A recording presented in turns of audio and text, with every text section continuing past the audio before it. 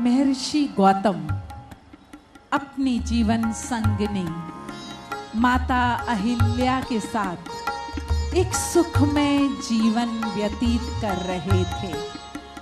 माता जो अपने अर्धांगिनी स्वरूप को पूरी तरह जीवंत करती थी, अपने दैनिक कार्यों के साथ साथ अपने जीवन साथी की प्रसन्नता हेतु हर कार्य को वह करती थी। माँ अहिल्या प्रतिदिन प्रेम से उस खूबसूरत आश्रम में भोजन बनाती थी, किंतु समय जब परिवर्तित होता है तो कुछ ऐसी चाल बदलती है जो इंद्र के मन में दूर से देखकर एक वासना का रूप लेने लगी।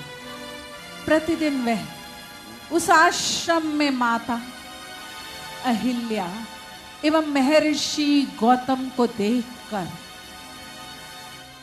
चकित हो जाता था और उसकी कुदृष्टि माता अहिल्या की सुंदरता, उनके त्याग और उनके सुंदर कर्तव्य रूप पर पड़ने लगी और यह कुदृष्टि धीरे धीरे उसके मन में वासना का रूप लेने लगी।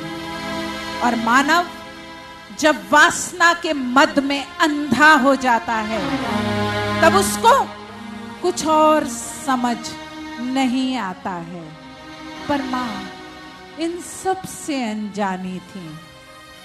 वह अपने दैनिक कार्यों को प्रातः से सायं तक करके विश्राम हेतु अपनी कुटिया की तरफ प्रतिदिन की भांति उस दिन भी बढ़ चली। पर इंद्र की वासना और गलत सोच ने उसको कुछ ऐसा करने की ओर आगे बढ़ाया जिसमें उसने अपने साथ चंद्रमा को भी मिलाया। और उस दिन कुछ ऐसा हुआ कि प्रातःकाल अचानक ही जल्दी हो गई।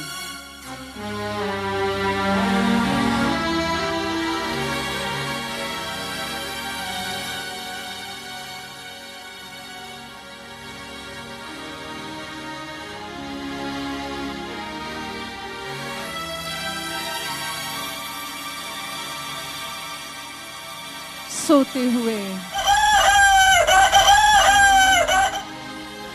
अचानक उस मुर्गे की आवाज को सुन प्रातः दिनचर्या हेतु ऋषि गौतम उठ खड़े हुए, किंतु कुछ अलग दिखा उन्हें आज।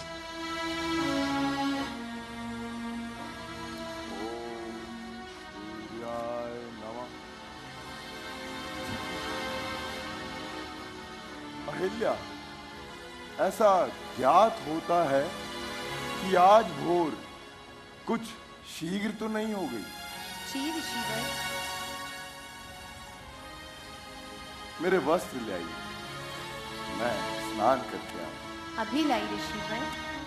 ऋषि को आभास तो हुआ कि आज प्रातः पूर्व में ही हो गई, किंतु उन्हें इंद्र की कुभावना का आभास जरा भी नहीं हुआ। और माता अहिल्या उनके लिए वस्त्र लेकर आई, क्योंकि प्रातःकाल ऋषिवर नदी तट पर जाकर अपने दैनिक कार्यों को स्नान आदि कर अगले दिन के विचरण हेतु पूर्ण करते थे।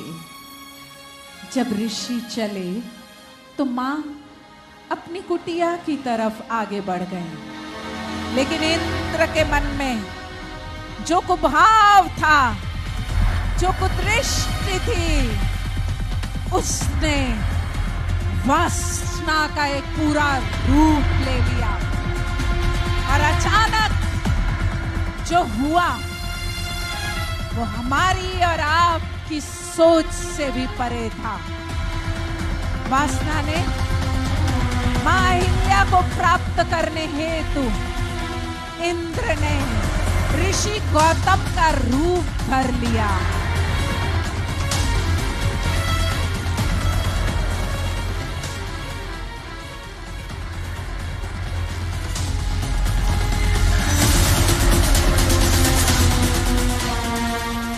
और वो बढ़ चले, बचते बचाते, क्योंकि जिसके मन में पाप होता है वो कहीं ना कहीं डरा होता है। और इंद्र इस समय मन में पाप लिए बढ़ रहे थे आगे, गौतम स्वरूप में माता के कक्ष की ओर। इंद्र रमण हेतु कुटिया में चले जाते हैं, किंतु अचानक समय परिवर्तित होता है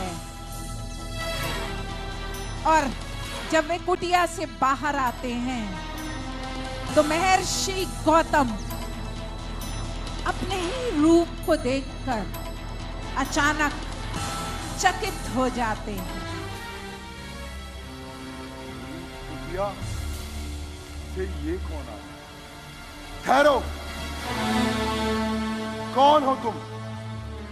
कौन हो जो मेरी कुटिया से बाहर आ रहे हो? बताओ।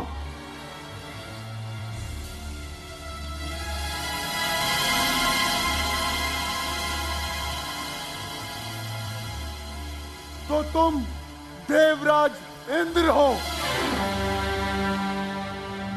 तुम्हें तनिक भी लज्जा नहीं आई एक महर्षि का वंश उजाड़ने में? इंद्र, तुमने एक महर्षि की अर्धांगिनी के साथ जो किया, मैं तुम्हें श्राप देता हूं कि तुम भविष्य में किसी के साथ भी रमण करने योग्य नहीं रहेगा। जा, जा, निकल जा, निकल जा।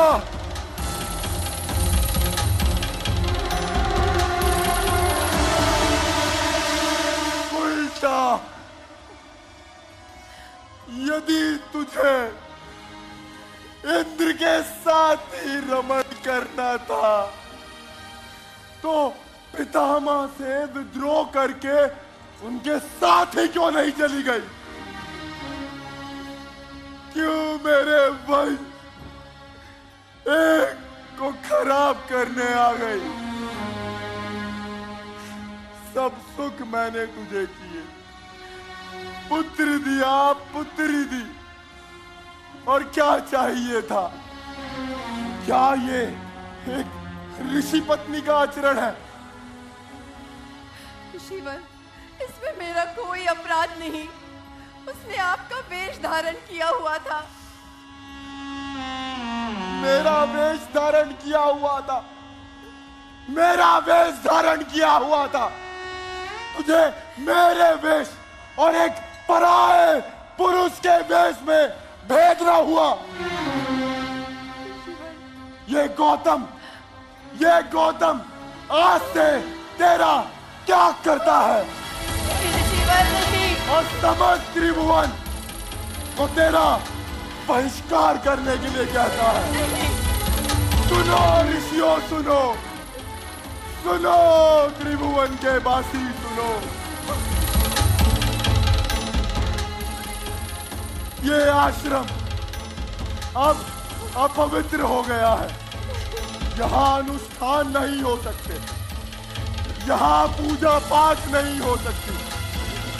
आज से ये गौतम अहिल्या का पूरी तरह त्याग करता है। और यदि कोई भी अहिल्या से संबंध रखेगा तो वो गौतम का कोप बदन होगा। बादलो अपनी गौए, बादलो अपना सामान। चलो हम अभी इसी वक्त ये आश्रम का त्याग करते हैं। ऋषिवर मेरी बात तो सुनिए, मेरा कोई अपराध नहीं, मेरा कोई अपराध नहीं, मेरा कोई अपराध नहीं।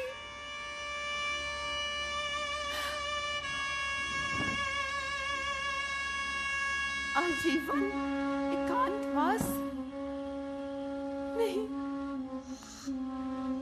नहीं।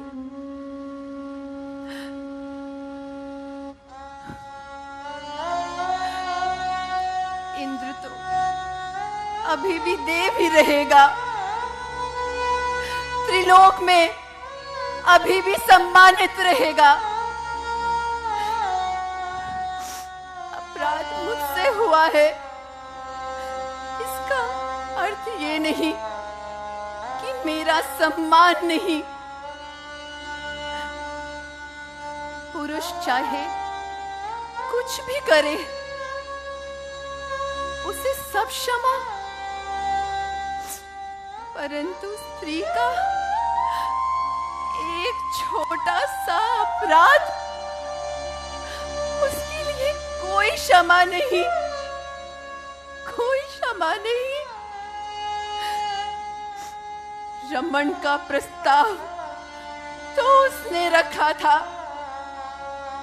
परंतु सारा का सारा दोष मुझ पर। लेकिन अब मुझे अपने ऊपर लगे कलंक को धोना ही होगा, और उसके लिए मुझे तप करना ही होगा, तप करना ही होगा, तप करना ही होगा।